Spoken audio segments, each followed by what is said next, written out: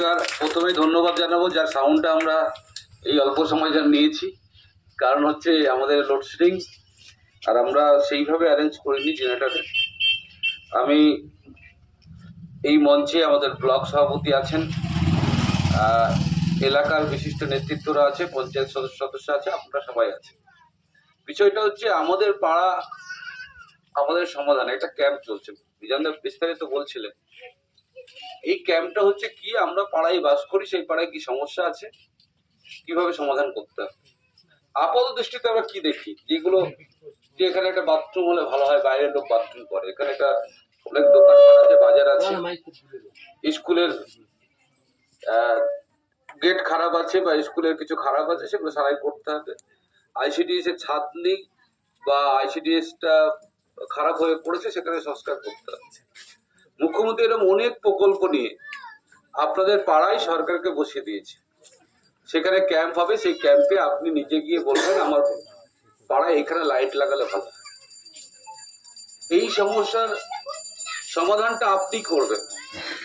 এতদিন আমরা কি করতাম, পঞ্চায়েত মেম্বারকে বলতাম, মেম্বার সাহেব আমার এখানে লাইট দিলে ভালো হয়, এখানে একটা কল দিলে ভালো হয়। এখন আপনি জনপ্রতিনিধি, আপনি একজন মানুষ হিসেবে মুখ্যমন্ত্রী বলছে আপনার কি সমস্যা আছে আপনার পাড়ায় আপনি বলুন, সেই কাজটা আমরা বলব। মুখ্যমন্ত্রী বলছে মেম্বার আপনি, পাড়ার মানুষ আপনি, আপনি পঞ্চায়েত সদস্য মনে করুন, আপনার অধিকার আছে মুখ্যমন্ত্রীর কাছে বলার। তাই মুখ্যমন্ত্রী সরাসরি আপনাদের কাছে স্কিম দিচ্ছেন এবং সেই স্কিম কাজ হবে। এটা অত্যন্ত গুরুত্বপূর্ণ কাজ। আমি বিভিন্ন স্কিমে গেছি, বিভিন্ন এই প্রোগ্রামে গেছি, সেখানে গিয়ে দেখলাম যে অনেক মানুষ এসছে, তারা বলছে আমার রাস্তা লাগবে না, আমার লাইট লাগবে না, আমার টিউবওয়েল লাগবে না, কি লাগবে আমার ঘর লাগবে।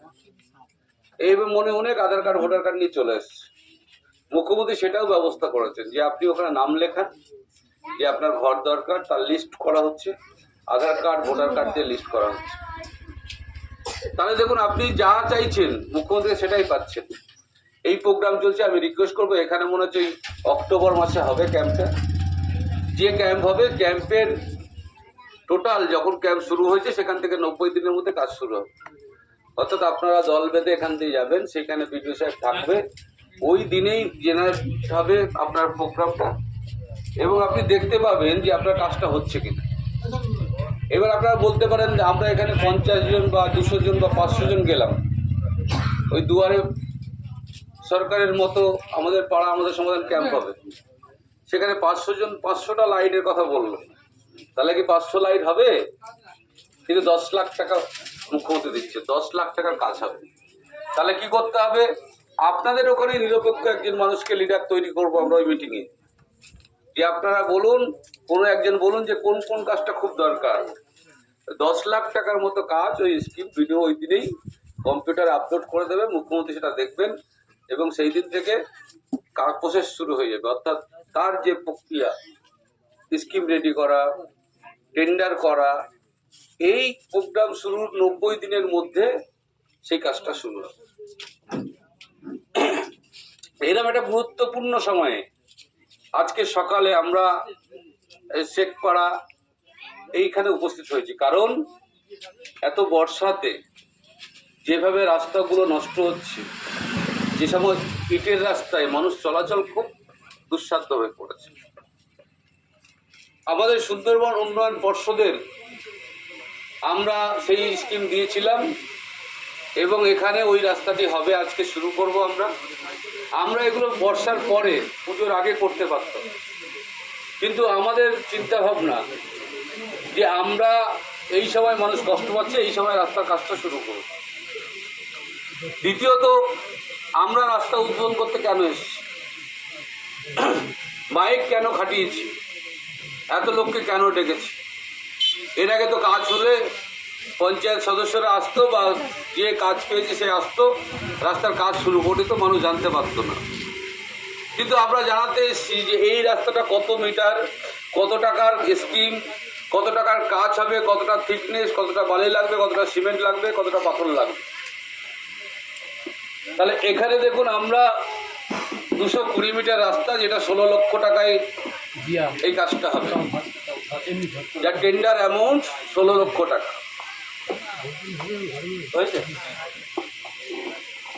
হ্যালো, তাহলে এই 16 লক্ষ টাকা আপনাদেরকে জানাতে এসেছি যে মানুষের অধিকার আছে জানা, মানুষের অধিকার আছে জানা। একটা রাস্তা হবে আমার পাড়ায়, সেই রাস্তাটা কার টাকায় হয়? মানুষের টাকায়। মানুষ সরকারকে ট্যাক্স দেয় বলে সেই সরকার কাজগুলো করে। তাহলে মানুষের অধিকার আছে। আবার একটা টিউবওয়েল বসলে সেই টিউবওয়েলের কত ফুট পাইপ, কত চওড়া পাইপ, একটা বাথরুম হলে তার কি কোম্পানির মাল লাগানো হবে, তার গেটটা, সেটাও মানুষের জানার অধিকার আছে। তাই আমরা এতদিন যেটা হয়েছিল, আমি সমস্ত সর্বদেশকারী যুগে 2024 সালের পর থেকে প্রতিটা জায়গায় রাস্তা উত্তর হলে সেখানে গিয়ে মানুষকে টোটাল পরিষ্কারভাবে জানাচ্ছি যে আপনার পাড়ায় রাস্তা হবে, আপনি দেখে নেবেন। কিভাবে দেখবেন? একটা কন্ট্রাক্টর, যে এজেন্সি, তারা বাইরের মানুষ, তারা এখানে কাজ করতে এসছে, তারা রাস্তা চেনে না, মানুষ চেনে না, ঘর চেনে না, কিছু চেনে না। তাহলে সেই জায়গায় তাকে সহযোগিতা করতে হবে এবং অবশ্যই আপনার অধিকার আছে কাজটা ভালো করছে কিনা জেনে নেওয়া, সেটা আপনাদের করতে হবে। তাকে সহযোগিতা করতে হবে। যে রাস্তায় আপনি হাঁটবেন, আপনার পাড়ার মানুষ হাঁটবে, সেই রাস্তার কাজটাও দেখে নিতে হবে।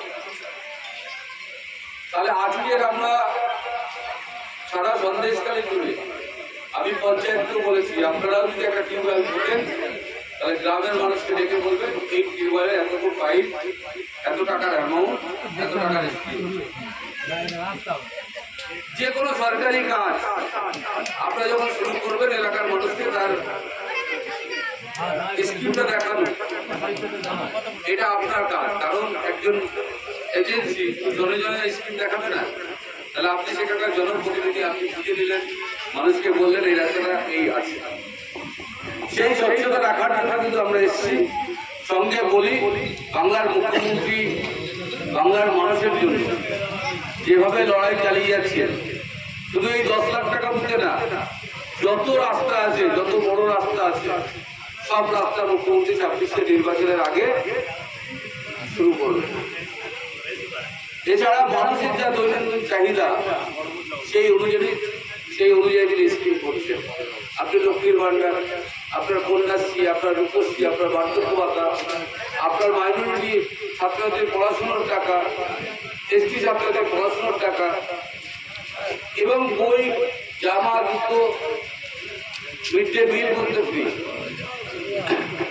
আমি আপনাদের বলতে চাইছি, এখন একটা নতুন সমস্যা তৈরি হয়েছে। যারা বাংলা ভাষী, বাংলায় কথা বলে, আপনারা টিভিতে দেখছেন, মোবাইলে দেখছেন, যারা বাংলায় কথা বলে, গুজরাটে, মহারাষ্ট্রে কাজ করতে গিয়েছিল, তাদেরকে বাংলা ভাষা বলার জন্য অ্যারেস্ট করা হচ্ছে, বাংলাদেশে পাঠিয়ে দেওয়া হচ্ছে।